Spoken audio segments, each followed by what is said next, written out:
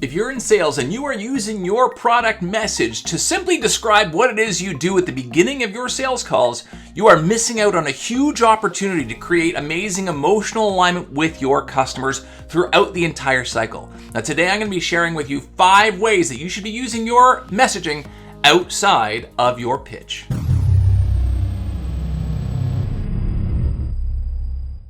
I'm David Priemer, and welcome to another episode of Sales Lab Live. Now, this is an interesting topic because this is actually something that I do at the end of my high-impact messaging training with my clients. Because oftentimes when we think about our product message and positioning, we think about it as something that we do like at the beginning of a conversation with our customers, right? Either we're prospecting or either like it's the initial demo or whatever it is, and then we kind of, set it aside.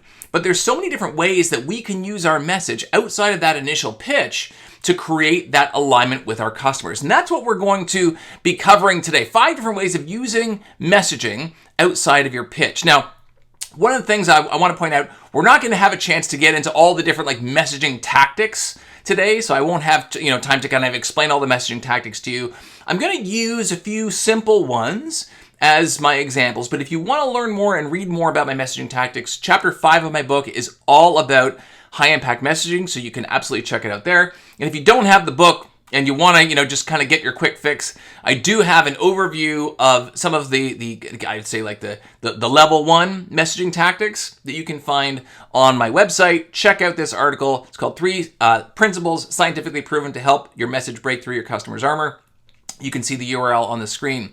But again, what I want to do is I want to give you just a little bit of an overview of the tactic, and then you're going to see how we kind of use it. Now, the tactics that I'm going to be talking about today, one is what I refer to as the polarizing statement.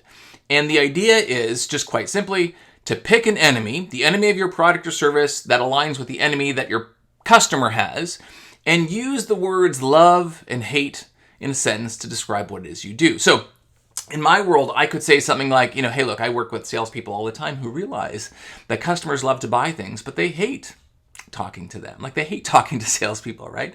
Or, there's an example I often give and I talk about in my book, a company called Trunk Club based in Chicago. They actually ended up getting acquired by Nordstrom, and their whole pitch was, hey, look, we work with men who love to dress well, but they just hate to shop, right? And in both cases, you're kind of leaning in and you're like, oh, this is really interesting. Like, tell me more. Because that's actually also one of the other misconceptions. People believe that they need to communicate the sum total of all the features and functions and everything they do in their product pitch, which I say is like bullshit, right? Like all we need is to say something that creates that emotional alignment, right? That processing fluency, that high degree of clarity in the mind of our customers that gets them to lean in and say, well, this is really interesting.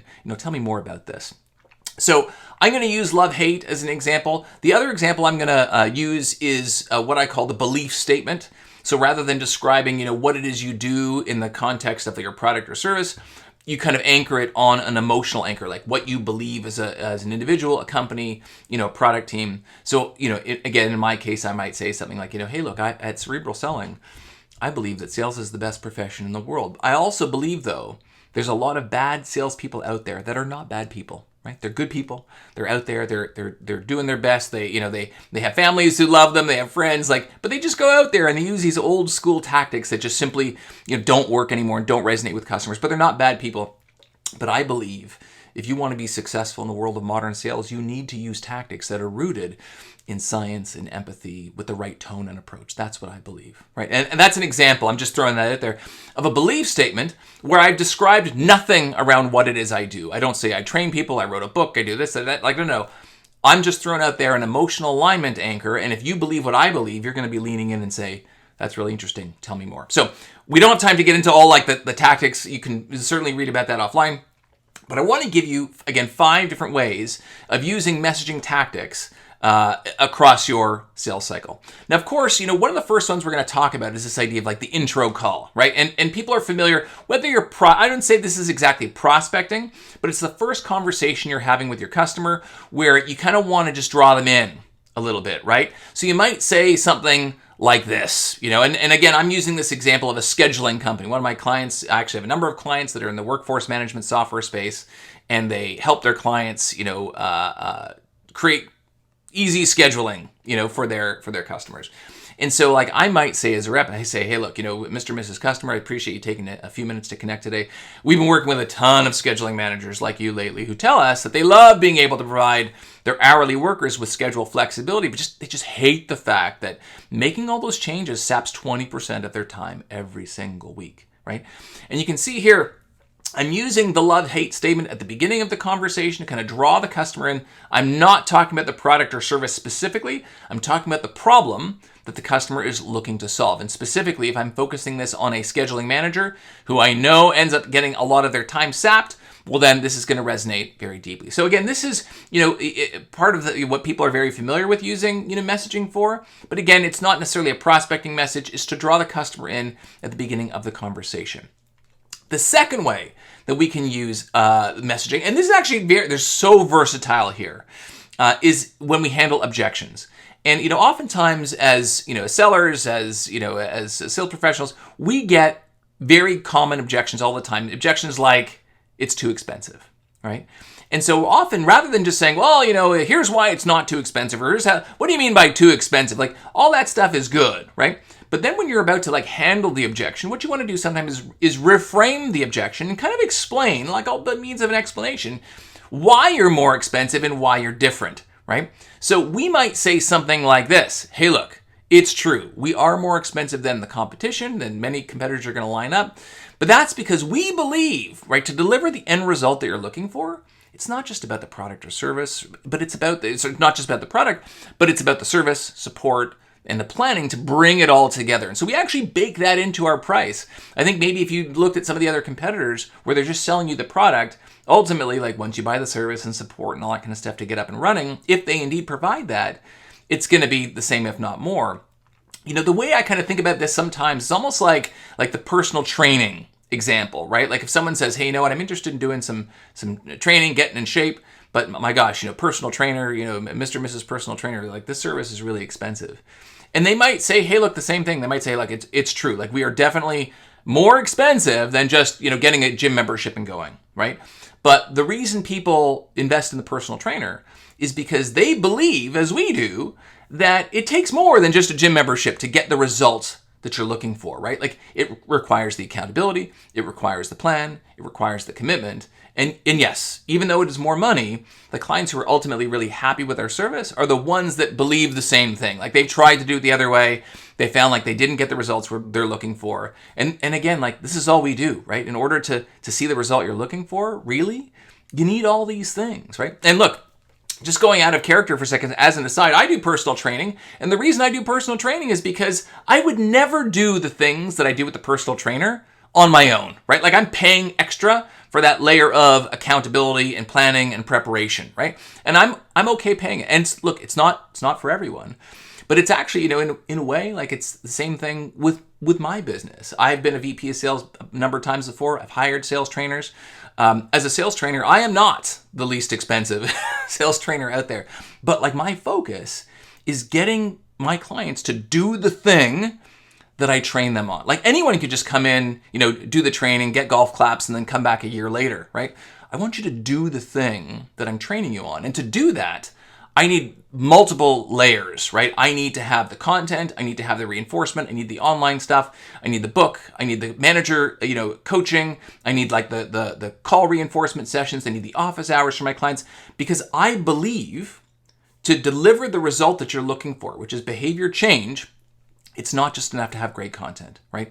You need to have all of these other layers to hold your team accountable and to make it easy for them to take the action that you want. And that's exactly what I'm talking about here when I talk about handling objections. And you see here, I'm leading with what I believe, and none of the narrative. As the personal trainer, I didn't talk about, we have the best equipment and we have this amazing plan and whatever it is. And as the trainer here, I'm not saying, I didn't tell you it's this many sessions or this many follow-up things or this many resources. I'm just leading with what I believe. And if you believe what I believe, then you're going to say, this is great. And a perfect way to do that is when you're handling an objection. And in fact, I'll go one step further with respect to objection handling. There's a tactic I teach called inoculation, which is very popular with my clients, which is this idea of if you sense that this objection is going to come up with your client, you should bring it up in advance. So if you think your client's going to get sticker shocked by what you're selling or like the vastness of your offering, you might be well served to say, hey, look, a lot of I'm going to share the pricing and all the approach with you. This is not for everyone. And for some people, some people tend to think that they don't need all these things. But I'll tell you, we've been doing this for some time, and we've seen that the most successful clients are the ones that have these key ingredients. So that's why we just kind of bundle it in right off the bat. We're very upfront about it, and that's what we believe, right? So you can even inoculate, bring this up in advance to your clients as part of the objection handling process and leading with that message. Another way that you can use messaging outside of your pitch is just simply responding to a customer sentiment. So let's say you're having a conversation with a customer and they share something with you, something that they believe that you say, hey, you know what, this resonates very well with our message and position and what we believe as well. So they might say something like, hey, look, David, we love your solution, but look, we all know with software, it's not just about the technology. You got to implement it. You got to make sure it's done correctly. You got to make sure people use it. And that thing takes time, right? And this could be kind of an objection. It could be a sentiment or a challenge that the customer is raising to you.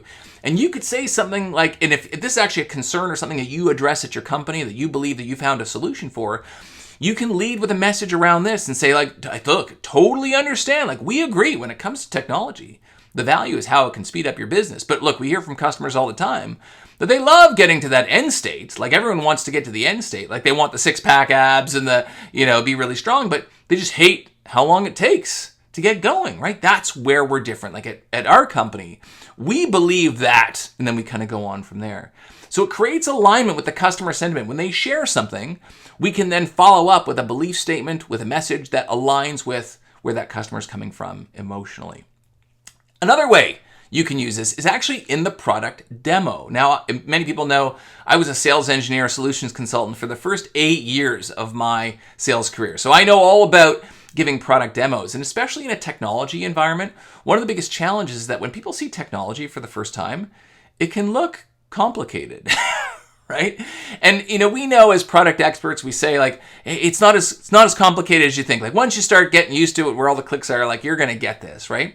And so one of the tactics that we used to use as a sales engineer to kind of allay the customer's concerns when they see the product for the first time is just to kind of lead with a bit of a message around what they're going to see. So for example, let's say you have a product that has a mobile app that people can do stuff from the mobile app from, and you don't want to confuse them by showing the online thing and the mobile app. You might say something like, hey, look, as I show you how our system works, keep in mind that it's our belief that as a busy entrepreneur, you're trying to run your business, everything that you should be able to do from your computer, you should also be able to do from your phone. So we've baked that all in, right? So you see what I'm doing there? I'm incorporating a design belief principle that we've incorporated into our product based on the problem you're looking to solve. And I'm laying it out there as I show you the product demo.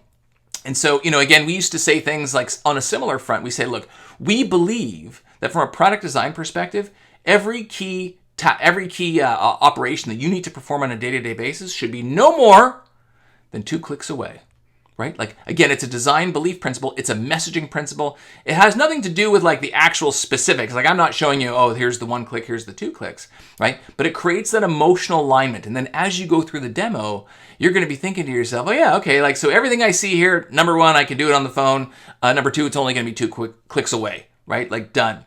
So you can use those messages in your demos as well. And, I would say finally, you can use it mid-discovery. And what I mean by mid-discovery is, oftentimes people think about messages as something that you unleash on the customer at the outset of your conversation. But you might learn something about the customer as you're going through that conversation that kind of, sends that message off in your head that, maybe I need to kind of pivot what I was saying here a little bit. Let me go in a different direction. Or they said something about what their current state is, and I want to kind of, jump on top of that and layer on top, right?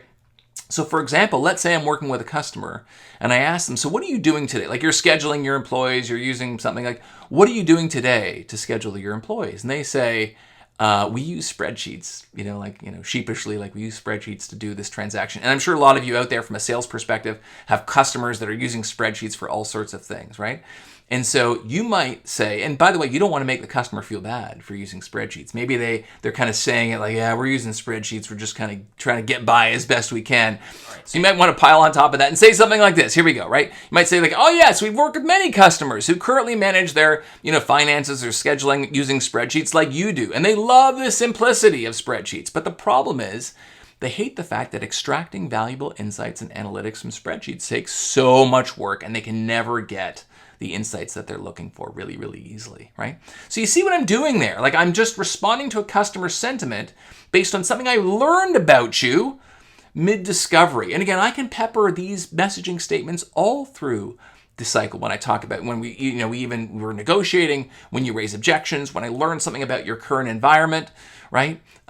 Even for example, getting a deal done internally. I talk to lots of people, right? And my clients who they want a product, or their reps, like they're trying to sell a product into their customers, and they have a champion, a coach who's like really into it, and they kind of come back to the rep and they're like, yeah, like I'm trying to push this internally, and I'm not getting enough traction. This person's kind of an naysayer. You could say, hey, look, we totally understand. I work with people, in your position all the time who love this end result, who'd love to get going with the product, but they hate the fact that they're just getting so much resistance internally, and they're looking for a way to kind of, get consensus around their product or service. And again, like, is that a product pitch? I'm using the love-hate, and the beauty of the kind of the love-hate is it kind of paints this picture of the future desired state for the customer, but then brings it back to the problem they're kind of currently encountering. And the nice thing about it is, again, like the most important thing here, it's creating that emotional alignment. It sends this message to the customer that like you get them. And not only that, is that you work with people all the time who are in exactly the same position as them, and you're trying to help them as best you can. So with that, those are some ideas for you to use messaging outside of your pitch. Look for these opportunities because they are there all over the show if you are just kind of keen to pick up on them to create these multiple layers of emotional alignment with your customer. So that is all I got for you today. Thank you for joining another episode of Sales Lab Live, and we'll see you again on the next one.